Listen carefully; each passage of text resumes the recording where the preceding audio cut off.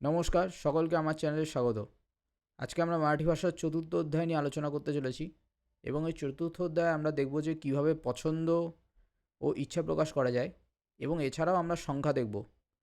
তো পছন্দ ও ইচ্ছা প্রকাশের মধ্যে যাওয়ার আগে প্রথমে কয়েকটি বাক্য দেখানো যাক। এই বাক্যের যে বিশেষত্ব থাকবে সেই বিশেষত্বের মাধ্যমে আমাদের আলোচনা করাটা অনেকটা সহজ হবে। প্রথমে একবচনের বাক্য দেখা যাক। মলা নাটক আওড়ত, মানে হচ্ছে আমার নাটক ভালো লাগে, যদি আক্ষরিকভাবে অনুবাদ করি। তো এখানে দেখতে হবে যে নাটক আর আওড়ত, ঠিক আছে, এই দুটোর উপরে একটু মনোযোগ দাও। তো পরের বাক্যটি দেখা যাক। মালা সার্কাস আওড়তে। তো আওড়ত আর আওড়তে এই দুটো পরিবর্তন হলো কার জন্য? নাটক আর সার্কাস এই দুটো শব্দের জন্য। মালার তো কমন। এরপর আমরা তৃতীয় বাক্যটি দেখব। মালা সিনেমা আওড়ত, মানে হচ্ছে আমার সিনেমা ভালো লাগে। তো এই তিনটি বাক্যের মধ্যে আমরা দেখতে পাচ্ছি যে নাটক, সার্কাস, সিনেমা এই তিনটি বিশেষ্য জন্য আমাদের আওড়ত, আওড়াতে আর আওড়তটা পরিবর্তিত হলো। সুতরাং এখান থেকে কি বোঝা গেল? এখান থেকে এটা বোঝা গেল যে এই যে ভালো লাগার যে ক্রিয়াপদটা, এইটা কিন্তু এই যে অবজেক্ট, যে নাটক, সার্কাস, সিনেমা, এর লিঙ্গ ভিত্তিতে পরিবর্তিত হয়। এবার আমরা বহুবচন দেখা যাক। মালা নাটক আওড়াতাত, মানে হচ্ছে আমার নাটকগুলো ভালো লাগে, অনেকগুলো নাটক, বহুবচন। মালা সার্কাসই আওড়াতাত, এখানে আওড়াতাত বহুবচন। তো তিনটে ক্ষেত্রে আমরা কিন্তু বহুবচন দেখতে পাচ্ছি।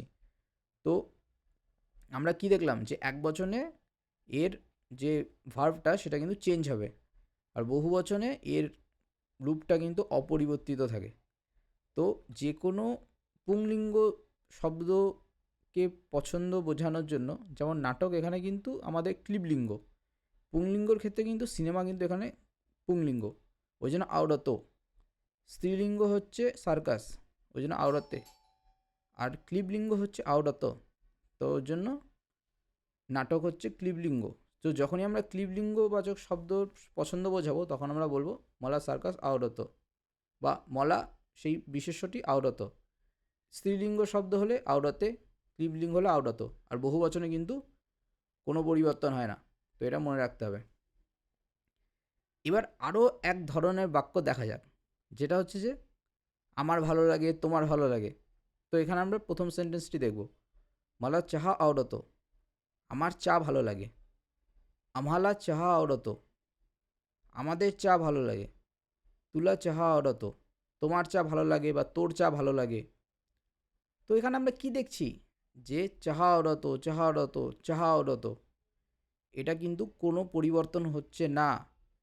এবং এই প্রোনাউন চেঞ্জ হচ্ছে, সর্বনাম পরিবর্তিত হলেও কিন্তু এর এর বাক্যের বাকি অংশটা কিন্তু চেঞ্জ হচ্ছে না। সুতরাং আমরা দেখতে পাচ্ছি আওড়াত এই যে এই ক্রিয়াপদটি, এটা কিন্তু পুরোপুরি ডিপেন্ডেন্ট এই বিশেষ্য পদের উপরে। তেমনি একইভাবে টুমালা চাহা আওড়াত, তেলা চাহা আওড়াত, তিলা চাহা আওড়াত, তার স্ত্রীলিঙ্গ, এগুলো আমরা আগেই দেখেছি, আগের অধ্যায়ে আমরা সেগুলো আলোচনা করেছি। সুতরাং এখান থেকে কি বোঝা গেল যে এই আওড়াত পছন্দের এই যে ক্রিয়াটি, সেটি সবসময় কিন্তু যে বিশেষ্য মানে অবজেক্ট, যে ভাব মানে বিশেষ্য পদটা সেটার উপর নির্ভর করছে। তো যখন আমরা বলবো যে সিনেমা সার্কাস, তখন সার্কাস যদি আমরা এই চার জায়গায় যদি সার্কাস বদলে দিই, তখন কিন্তু এই ক্রিয়াপদটা হবে কিন্তু আওড়াত জায়গায় কিন্তু আওড়াতে হয়ে যাবে সবগুলো। আশা করছি এই জায়গাটা বোঝা গেল। এবং এবার এই রকম যে বাক্য, এটা কি বলা হয়? দ্বিকর্ম ক্রিয়ার জাতীয় বাক্য। এখানে আওড়ত বা আওডানে যে ক্রিয়াপদটা, এটা কিন্তু একটি ক্রিয়া। এরকম অন্যান্য অনেকগুলো ক্রিয়া রয়েছে। তো সেই ক্রিয়াগুলো কিন্তু একই ধাঁচে কিন্তু কাজ করে, মানে যে অবজেক্ট তার যে লিঙ্গ সেই অনুযায়ী কিন্তু তার পরিবর্তন হবে। যেমন হচ্ছে তুলা মারাঠি এতে, মানে হচ্ছে তুমি মারাঠি বলতে পারো বা তুই মারাঠি বলতে পারিস, ঠিক আছে। তো এই বাক্যটি ইয়েনে এই যে ক্রিয়াপদটি, এটি কিন্তু একই ধাঁচে কাজ করবে। তো আমরা কয়েকটা ভালো ভালো উদাহরণ দেখব, যার মাধ্যমে আমরা এই ক্রিয়াপদগুলোকে শিখব। মোহনলা জাপানি করত, মানে হচ্ছে সে জাপানি ভাষা বোঝে, ঠিক আছে? মোহন জাপানি ভাষা বুঝতে পারে বা বলতে পারে, বোঝে, বলতে পারে না, বোঝে। তোমালা তো দিবস আঠবত, মানে হচ্ছে তোমাদের সেই দিনটা মনে আছে বা আপনার সেই দিনটা মনে আছে, ঠিক আছে? তিলা আপলে বলনে সমঝতে, মানে হচ্ছে তার কথা আমাদের কথা সে বুঝতে পারে। এখানে আমি একটু হালকা ভুল করেছি, সে আমাদের কথা বোঝে, সে হচ্ছে এখানে স্ত্রীলিঙ্গ। তেলা তিলা, তিলা হচ্ছে কিন্তু স্ত্রীলিঙ্গ। সে আমাদের কথা বোঝে, কথাবার্তা বোঝে। তারপর হচ্ছে তেলা আনন্দ হতো, তার আনন্দ হচ্ছে বা তার আনন্দ হয়। এখানে তেলা কি, তেলা কিন্তু এখানে পুংলিঙ্গ। এবার এখানে আমরা আরেকটি বাক্য দেবো, তেলা কালজি ওয়াটতে, মানে হচ্ছে তার দুশ্চিন্তা হয়। কালজি মানে হচ্ছে দুশ্চিন্তা। এখানে ল আমরা লিখেছি, কিন্তু এটা কিন্তু ল এর উচ্চারণ নয়, এটা ল আর ল এর মাঝামাঝি একটা উচ্চারণ, এটা আমরা আগেও বলেছি। তো এটি শুনতে শুনতে অভ্যাসের সাথে সাথে আসবে। আমাদের বাঙালি জীবে এই উচ্চারণটা করা একটু জটিল, কিন্তু অনুশীলনের মধ্যে এটা করা সম্ভব। मला माझे মিত্র ভেটতাট, এই ভেটতাটটা কিন্তু কেন এটা বহুবচন হলো, কারণ মাঝে মিত্র এখানে মানে কিন্তু অনেকগুলো বন্ধু, আমার বন্ধুদের সঙ্গে দেখা হয় বা আমি আমার বন্ধুদের সাথে দেখা করছি, এইটা বোঝানো হচ্ছে। তারপর যে গোবিন্দলা ভূত দিস্তে, এটা কি হচ্ছে যে ভূতের জন্য এই ভাবটা কি মানে ক্রিয়াপত্রে দিস্তে হয়ে গেছে, ঠিক আছে? তো এটা বোঝা গেল তো। এখানে যদি গোবিন্দলার জায়গায় যদি আমালা তুমহালা মলা আপলালা সব করতাম, তাহলেও কিন্তু এটা একই থাকতো। এবারে তেলা খুব প্যাসে মিটতাত, মানে হচ্ছে সে অনেক টাকা পেয়েছে। এখানে প্যাসে যেহেতু বহু বচন, সুতরাং এখানে মিটতাত হয়েছে। তেমনি একই রকমভাবে সারডেয়া পাহিজেত, শাড়ির বহু বচন হচ্ছে সারডেয়া, তো এটা বুঝতে হবে। তো একই রকমভাবে তিলাহি শাড়ি নাকো, সেই শাড়িটা চায় না। তো পছন্দ, ভালো লাগে, এটা বোঝানোর জন্য আওডাতে পাহিজে এগুলো আমরা দেখব, এই রকম ক্রিয়াগুলো। তো চায় না, পছন্দ না, তখন কিন্তু আমরা বলবো শাড়ি নাকো, ঠিক আছে? এটা কিন্তু একটি গুরুত্বপূর্ণ বাক্য।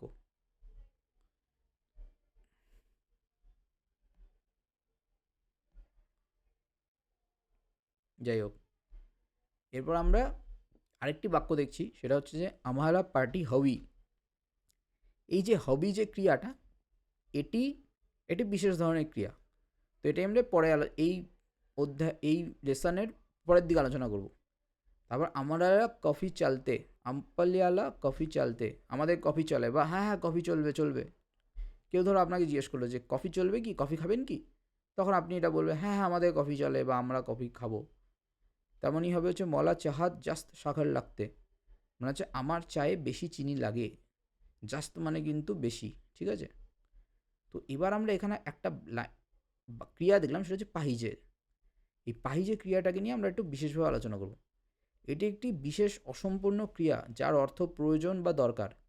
এই ক্রিয়াটি অন্যান্য ক্রিয়ার মতো সব লিঙ্গ, ব্যক্তি ও বচনে কিন্তু রূপান্তরিত হয় না, এটি একটি এক্সেপশন, ঠিক আছে? তো এটি কিছুটা বলতে গেলে ডিফেক্টিভ ক্রিয়াপদ, এবং এটি ব্যবহার করার সময় এটা একটা মানে একই রকম ধাঁচেই এটা ব্যবহার করা যায়, মানে কাইন্ড অফ ক্যাজুয়ালি ইউজ হয়। যেমন যে মি পাহিজে, আমার দরকার, আমি পাহিজে। বা এটাকে আমরা এটাও বলতে পারি আমি পাহিজে আহত। এটা খানিকটা বই ঘেঁষা বা বুকিশ অ্যান্সার হয়ে যাচ্ছে, পাহিজে আহত, এটা কেউ সচরাচর বলে না, এখানে পাহিজে পাহিজে বলেই চালায়। দোকানে যাও, রাস্তায় যাও, যেখানেই যাও, পাহিজে পাহিজে করেই চলে। তেমনি হচ্ছে এক বছর হচ্ছে তু পাহিজেস, তোমার দরকার বা তোর চাই, ঠিক আছে? তুমি পাহিজেত মানে হচ্ছে আপনার দরকার বা তোমাদের দরকার, তোমরা বহুবচন বা আপনি, ঠিক আছে? দু ক্ষেত্রে কিন্তু এটা হবে। আর এটার সঙ্গে কিন্তু পাহিজেতকেও আমরা এটা বলতে পারি পাহিজে আহাত। তো এই দুটো ফর্ম হয়। এই সেকেন্ড ফর্মটা অতটা মানে বলার সময় শোনা যায় না, ফার্স্ট ফর্মটা বলার সময় শোনা যায়, দ্বিতীয় ফর্মটা হয়তো লেখার সময় লোকজন ব্যবহার করে। তেমনি কিন্তু তো তি তে পাহিজে, ঠিক আছে? তো হচ্ছে পুংলিঙ্গ, স্ত্রীলিঙ্গ, ক্লিবলিঙ্গ আমরা আগেই দেখেছি। বহুবচন হচ্ছে তে তে আর তি পাহিজে, এটা হচ্ছে বহুবচন। তোর হচ্ছে তে, তীর হচ্ছে তেয়া, তে হচ্ছে তি, তো দেখেছি। পুংলিঙ্গ, স্ত্রীলিঙ্গ, ক্লিবলিঙ্গ। তো পাহিজে আহেত, এটা কিন্তু বহুবচন হচ্ছে। গুরুত্বপূর্ণ বৈশিষ্ট্য কি, এই ক্রিয়ার কোনো লিঙ্গভেদ পরিলক্ষিত হয় না। পুংলিঙ্গ, স্ত্রীলিঙ্গ ও ক্লীবলিঙ্গ সবার জন্য একই ব্যবহৃত হয়। এবার বিশেষ গঠন, এই যে বিশেষ ক্রিয়া প্রয়োজন আবশ্যিকতা প্রকাশ করে, এটি পাহাই সহায়ক ক্রিয়া আহের সাথে যুক্ত হয়ে ব্যবহৃত হয়। কিন্তু কথ্য ক্ষেত্রে কিন্তু সাধারণত পাহিজে পাহিজের এইভাবে ব্যবহৃত হয়। এবার আমরা অন্যান্য ব্যবহার ক্ষেত্রে প্রয়োজনীয়তা, দরকার, আবশ্যকতা বোঝানোর জন্য কীভাবে বলতে পারি, যেমন হচ্ছে আমার জল চাই, আমার জল দরকার, मला পানি পাহিजे, ঠিক আছে, আমার জল চাই। मला চাহা হবি, হাওয়া আহে, তো চাহার জন্য কিন্তু এটা হাওয়া হচ্ছে, ঠিক আছে। কফির জন্য হচ্ছে হবি, তো এই হওয়া, এই যে ক্রিয়াপদটা, এটা খানিকটা কিন্তু বিশেষ্যর মতো, মানে বিশেষ্য, মানে এই যে চার যা লিঙ্গ সেই অনুযায়ী কিন্তু এটা চেঞ্জ হবে, ঠিক আছে। তো এটি সেই মতো কিন্তু এফেক্টেড হচ্ছে। যেমন দুধ হাওয়া, দুধ যেহেতু ক্লীবলিঙ্গ সেই জন্য এটা হাওয়া হয়ে গেল। কফি যেহেতু স্ত্রীলিঙ্গ সুতরাং এটা হবি হয়ে গেল। চা যেহেতু পুংলিঙ্গ সেটার জন্য এটা হাওয়া হয়ে গেল। এটা মনে এটা মানে একটু দেখতে হবে। তো আমরা আগের বাকি উদাহরণগুলো দেখব, যে আম্বে হবে আহেত বা হবেত, ঠিক আছে।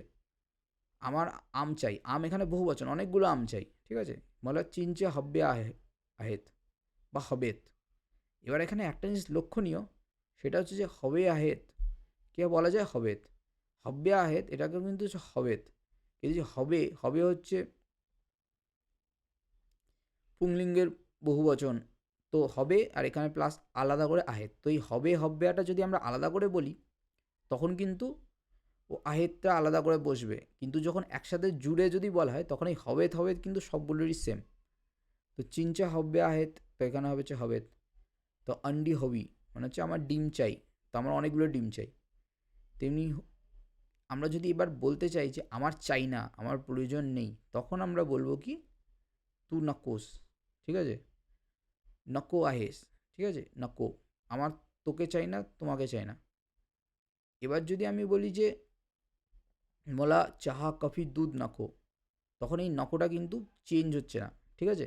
চা, কফি, দুধ যাই লিঙ্গ হোক, নকো কিন্তু একই, ঠিক আছে। নকোই, আমার চা, কফি, দুধ দরকার নেই।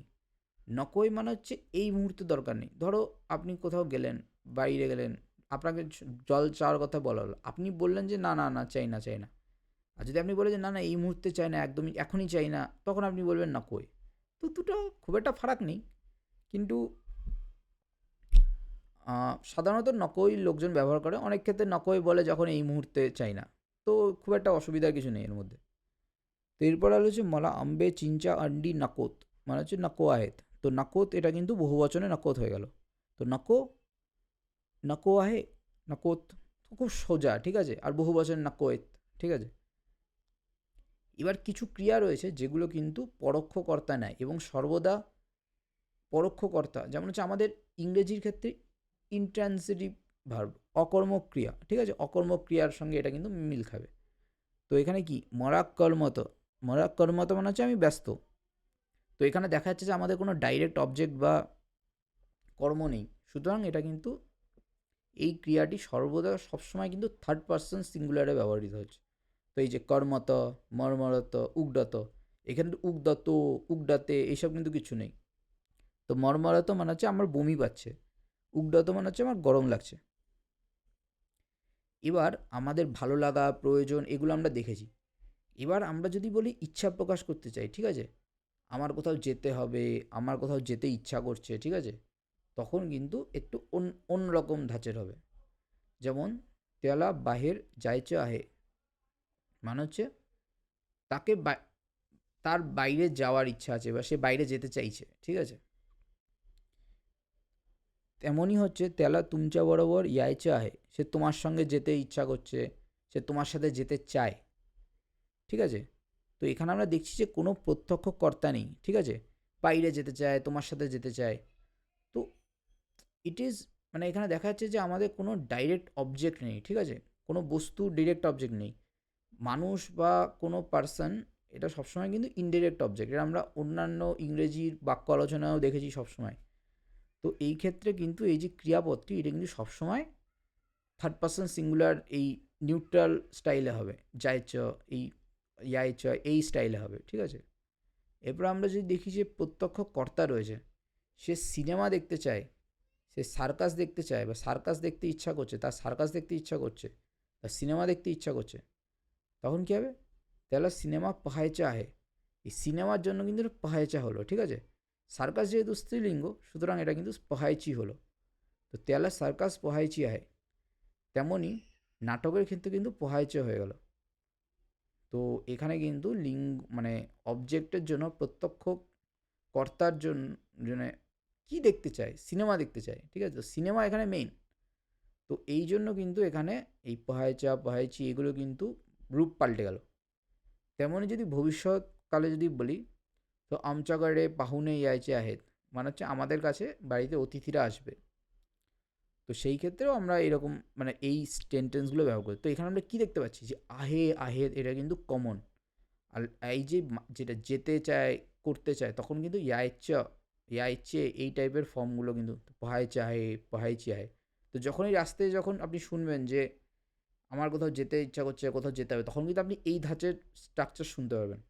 দেখুন, ভাষা শেখা সবসময় কিন্তু এই নয় যে আপনি নিয়ম জেনে নিলেন, মাথায় ইয়ে করলেন, রাস্তায় শুনলেন, তারপর আপনি ভাবতে বসে গেলেন যে এটা কী ছিল, এটা কী ছিল। অনেক সময় হচ্ছে রাস্তায় শুনতে শুনতে, হ্যাঁ আমি এরকম শুনেছি, তখন অটোমেটিক আপনার মাথায় খেলবে। তো এই জিনিসটা এখানে শিখে গেলেন, শিখে গিয়ে আপনি যখন ওটাকে রাস্তাঘাটে শুনবেন বা নিজে ব্যবহার করবেন, তখন সেটি কিন্তু আপনার অটোমেটিক কাজ করবে, ইনস্টিংক্টে কাজ করবে। তো এবার আমরা বর্তমান অবস্থা জাতীয় যদি বাক্য বলতে চাই, তখন আমরা বলবো যে হি চিঞ্জ গোড আহে, ঠিক আছে? এই তেঁতুলটি মিষ্টি। আর যদি আমরা বলি যে এখানে সবসময় ভিড় থাকে, ইথে নেহেমি গর্দি আসতে, তো এখানে দুটো ভার্ব আমরা দেখতে পাচ্ছি, এক হচ্ছে আহে আর এটা হচ্ছে অস্তে। তো আহে আর অস্তের মধ্যে ফারাকটা কী? অস্তে তখন ব্যবহার হয় যখন কোনো কিছু নিয়মিত ঘটে, ঠিক আছে? মানে একদম রেগুলার হ্যাবিটের জিনিস, ঠিক আছে? রেগুলারিটি কোনো জিনিস ঘটনা ঘটে থাকে। যেমন আজ হে হোটেল রিকামো আহে, আজ এই হোটেলটা খালি, মানে আজকেই খালি, প্রতিদিন যে খালি থাকে তা কিন্তু না, ঠিক আছে? কিন্তু যদি এখানে বলে হে হোটেল রিকাম আসতে, তখন এটা মানেটা কি? এই হোটেল সবসময় খালিই থাকে, লোকজন সেরকম আসেই না এখানে, তাই না? এরপরে আমরা এই অহে অস্তে এর যে নেগেটিভ ফর্ম সেটা আমরা দেখব, সেটা হচ্ছে তো আজ ঘরাত নাহি। তো আহের নেগেটিভ নাহি সেটা আমরা আগেই জানি, কিন্তু যখন অস্তে হবে তখন কিন্তু নস্ত হবে, ঠিক আছে? তো ঘরাত নস্ত, তো তোর জন্য নস্ত হলো, ঠিক আছে? তের জন্য তো তির জন্য নাস্তে, নাস্তে হয়ে যাবে। তো এটা কিন্তু একই রকমভাবে চেঞ্জ হবে। তো আমরা ইচ্ছা প্রকাশ দেখলাম, আমরা প্রয়োজন অপ্রয়োজন সেটাও দেখলাম। তো এবার আমরা চলে যাব সংখ্যার আলোচনা। তো সংখ্যা আমরা একদম হিন্দির সঙ্গে প্রচণ্ড সিমিলার, আর লেখার সময় তো পুরোপুরি হিন্দির দেবনাগরী যে সংখ্যামালা সেটাই ব্যবহৃত হয়। তো একে একে দেখে নেওয়া যাক। 0 0 1 1 2 2 3 3 4 4 5 5 6 6 হচ্ছে 6, তো এটা একটু আলাদা, ঠিক আছে? 7 7 8 8 9 9 হচ্ছে 9, দহা দহা মানে হচ্ছে 10। তো এখানে আমরা কী দেখলাম, কোন দুটো আলাদা? সাহা আর দহা, ঠিক আছে? নৌ ঠিক আছে, ওটাও হিন্দির সঙ্গে কাছাকাছি। তো এগুলি 0 1 2 3 4 5 6 7 8 9 10, তো এগুলি এখানে দেখতে হবে। এবং এই আইডেন্টিফিকেশনগুলো কিন্তু খুব ইম্পর্ট্যান্ট। সমস্ত বাসের উপরে কিন্তু সংখ্যা এইভাবেই লেখা থাকে। তো অনেক সময় আপনি ভুল জানলেন, এটাকে মানে এই যে 5টা, এটা কিন্তু অন্যরকম দেখতে লেগে গেল, বা এই 2 এর সঙ্গে 1 গুলিয়ে গেল, ঠিক আছে? আমার বাঙালিদের সচরাচর এই যে 7-এর সঙ্গে 3 দেখতে, এই যে আমাদের বাংলার 3 আর এই দেবনাগরী 7, এটা কিন্তু একই রকম দেখতে, তো অনেক গুলিয়ে যায় অনেক সময়। তো এটা অভ্যাস করতে হবে। এবার 11 থেকে আমি 20 দেখবো। 11 হচ্ছে আকড়া, আকড়া মানে হচ্ছে 11। 12 হচ্ছে 12, 13 13, 14 14, 15 15, 16 16, 17 17, 18 18, 19 19 মানে হচ্ছে 19, ঠিক আছে? 20 20 হচ্ছে 20, ফের তারপরে হচ্ছে 21 হচ্ছে 21 22 23। হিন্দির সঙ্গে খুব কাছাকাছি, ঠিক আছে? খুব আলাদা নয়, হিন্দির সঙ্গে খুব কাছাকাছি। হিন্দি বলে দিলেও লোকজন বুঝে যাবে, ঠিক আছে? 19 29, এই যে যখনই 29 19 আসবে তখন কিন্তু একন একন ব্যাপারটা আসবে, ঠিক আছে? তো 29, 19, 20 হচ্ছে 20, 19 মানে 20 থেকে 1 কম, তো 19, 19। তো 30 হচ্ছে 30, 29 মানে হচ্ছে 29। তেমনি 40, 50, 50 হচ্ছে 50। এটা খুব কমন, ঠিক আছে? 50টা কিন্তু মনে রাখতে হবে, কারণ আমরা কথায় কথায় খুব আসে, অনেক জায়গাতেই দাম 50 টাকা লেখা থাকলো, ঠিক আছে? তো এটা 50, 50 আছে, ঠিক আছে? তারপর 60, 70, 80, 80, 90, 90 মানে হচ্ছে 90, আর 100 হচ্ছে 100। তো আমাদের এটা মনে রাখতে হবে যে টাকার যে ইয়েগুলো, ঠিক আছে, টাকার বিশেষ করে দহা টাকা, তারপর যে 20, 20 টাকার নোট, 50 টাকার নোট, 50, 100 টাকার নোট, 100, ঠিক আছে? তো এগুলো খুব ইম্পর্টেন্ট, এই সংখ্যাগুলো আগে শিখতে হবে। তো 100 থেকে 101 হচ্ছে 100 एक, তারপর হচ্ছে 102 হচ্ছে 102, তারপর হচ্ছে 119 হচ্ছে 119। তো 100 এসে গেল, তারপরে বাকি যে 11, 12, 21, 22 যা এলো এলো সব সব হয়ে গেল। এরপর আসছে হচ্ছে 200, 200, 300, 400, 500, 600, 700, 800, ঠিক আছে, 1000। তারপর যে 10,000 হচ্ছে 10,000, 1 লাখ হচ্ছে 1 লাখ, ঠিক আছে? তারপর হচ্ছে 31, 32, 35, 35টা একটু এক্সেপশন, ওই জন্য এটার উদাহরণটা দেখালো 35। তারপর হচ্ছে 41, 41, 45 মানে হচ্ছে 45, ঠিক আছে? খুব কাছাকাছি, বাংলার সঙ্গেও খানিকটা কিন্তু খাপ খাচ্ছে, সুতরাং খুব একটা সমস্যার না। মেইন হচ্ছে টাকার অঙ্কগুলো, বিশেষ করে সেগুলো হচ্ছে 1 থেকে 10 প্রচণ্ড গুরুত্বপূর্ণ, 1 থেকে 11 থেকে 20ও গুরুত্বপূর্ণ। আর হচ্ছে টাকার অঙ্কগুলো 10, 5, 10, 20, 100 এগুলো কিন্তু আগে শিখতে হবে। তো 54 মানে হচ্ছে 54, তারপর হচ্ছে 52, 52 মানে হচ্ছে 52, 55। তারপরে আমরা কিছু উদাহরণ, বিশেষ উদাহরণ দেখে নেব। 1234 মানে হচ্ছে 1234, 5678, 5678, 5678। তারপর হচ্ছে 10,000, 10,000, ঠিক আছে? তো এইটা উদাহরণ আমরা দেখে নিলাম। তো এখানে আমরা কী কী আলোচনা করলাম? প্রথমে যে ইচ্ছা প্রকাশ, সেটা আমরা আলোচনা করলাম। তারপরে হচ্ছে প্রয়োজন, অপ্রয়োজন, না, প্রথমে আমরা প্রয়োজন, অপ্রয়োজন এগুলো আমরা আলোচনা করলাম। তারপরে ভালো লাগা, ভালো লাগে সেগুলো আমরা, তারপরে প্রয়োজন, অপ্রয়োজন, ইচ্ছা, অনিচ্ছা সব আলোচনা করলাম। তো আশা করি এটা একটি গুরুত্বপূর্ণ অধ্যায় আলোচনা হলো। আর সংখ্যাটা এই কারণে আলোচনা করে দিলাম, কারণ সংখ্যা সব ক্ষেত্রেই কাজে লাগে। বাজার করতে হোক, টাকা পয়সার লেনদেন করতে হোক, ছোটোখাটো কাজ করতে হোক, তো সংখ্যা শেখাটা খুবই গুরুত্বপূর্ণ। এবং সংখ্যা খুব একটা কঠিনও নয়। হিন্দির সঙ্গে অনেকটাই সমান, একই রকম, বাংলার সঙ্গেও কিছু কিছু জায়গায় মিল খেয়ে যায়। কিছু কিছু যে বিশেষ শব্দগুলি, সেগুলো 1 থেকে 10, 11 থেকে 20, আর তারপরে ওর মধ্যেই রয়েছে। তো মারাঠিতে ছোটো সংখ্যা বলার সময় বড় সংখ্যা আগে বলা হয়, আমরা জানি আমাদের একই রকম যে ধাঁচ। এবার আমরা দেখব যে 2 বন্ধু, ঠিক আছে? এখানে আমরা দেখব দোঘে মিত্র, ঠিক আছে? 2 বন্ধু, পুরুষ। দোঘী মৈত্রিণী, 2 বান্ধবী। তো দোঘে হচ্ছে পুরুষের জন্য দোঘে হলো, তারপর হচ্ছে মৈত্রিণী স্ত্রীর জন্য কিন্তু দোঘী হয়ে গেল। তারপর হচ্ছে দোঘী বাহিনী ভাও, বাহিনী মানে হচ্ছে ভাই বোন, বাহিন ভাও, ভাই মানে হচ্ছে ভাই। তো একই রকমভাবে তিঘে হয়, চৌঘে হয়, কিন্তু 5 থেকে হচ্ছে কিন্তু এটা আলাদা হয়ে যায়। 5 জন মিত্র, 5 বন্ধু, 5 জনই মৈত্রিণী, 5 বান্ধবী, 5 জন মূলে বা মুড়ি, তো 5 ছেলে মেয়ে। তো মিশ্র গোষ্ঠীর জন্য সাধারণত ক্লিবলিঙ্গ ব্যবহৃত হয়, ঠিক আছে? তো এখানে আমাদের এই অধ্যায় শেষ হলো। আশা করি সব বুঝতে পারা হয়েছে। কোথাও সমস্যা থাকলে কমেন্টে জানাও। আর দরকার হলে ভিডিওটা আবার শুরু থেকে দেখো। দেখা হচ্ছে পরের ভিডিওতে।